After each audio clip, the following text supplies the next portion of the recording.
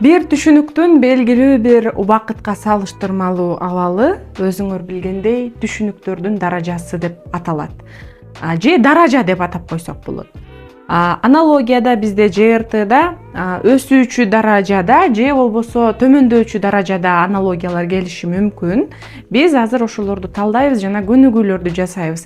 Эң ириде силерге өсүүчү даражаны түшүндүрүп берейин деп атам. Бул өзү айтып тургандай эле, мисалы жылуу, ысык, же болбосо жылмаюу, күлүү, каткыруу.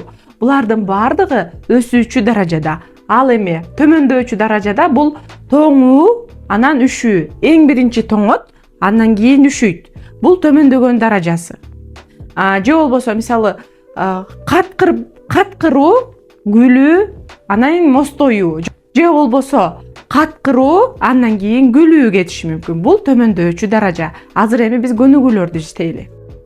Азыр эми көнүгүүлөрдү иштеп атабыз. Мына силер көргөндөй үлгү жупта бизде өргүлөө, анан уктоо берген. Бул өсүүчү даражада. Биринчи адам өргүлөйт, андан соң уктап кетет. Эми биз варианттарды карайбыз. Эң ириде биз төмөндөгү варианттардан баштагым келип атат. Өзүңөр көргөндөй тааныш бөтөн. Тааныш бөтөн сөзү бул экөө антонимдик байланышта болгондугу үчүн четтетилет. Себеби тааныш бөтөн киши бул бөлөк киши дегенди билдирет. В вариантын карайлы. Алсыз, күчтүү. Бул дагы антонимдик байланышта.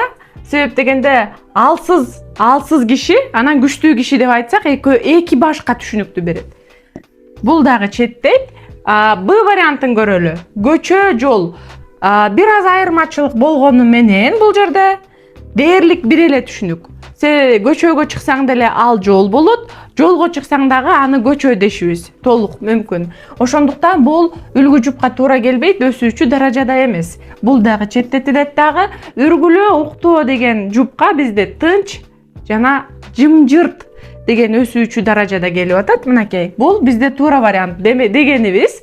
Тынч бул жөн эле тынч абалы, жымжырттык бул абсолюттук тынчтык деп айтсак болот. Жымжырттык. Ошондо биздин үлгү жупка туура келет. Азыр кийинки көнүгүүнү иштейли. Бул жакта жел жана бороон сөзү берилген бизде үлгү жупта. Жел бул акырын соккон шамал десек болот. Ал эми бороон бул шамалдын абдан күчтүү соккону. Башкача айтканда бул жерде өсүүчү даража бар. А вариантын карайлы.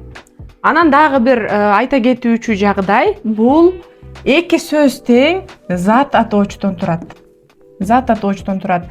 Сөзсүз түрдө силер эгерде аналогияны толуктап атканда ушул сөздөрдү да карап койсоңор жеңилирээк болот тоголоктогонго. Ошондуктан азыр биз А вариантын карайбыз. Ырайымсыз зулум. Ырайымсыздын күчөтүлгөн даражасы бул зулум. Бирок бул жерде зат атооч эмес. Бирөө сын атооч, бирөө зат атооч. Ошого байланыштуу бул вариантыбыз четтетилет. Миздүү, курч. Миздүүнүн күчөтүлгөн варианты курч болушу толук мүмкүн. Бирок бул тапта дагы бирөө зат атооч, экинчиси дагы зат атооч болбогондугуна байланыштуу бул вариантыбыз бизде дагы четтетилет.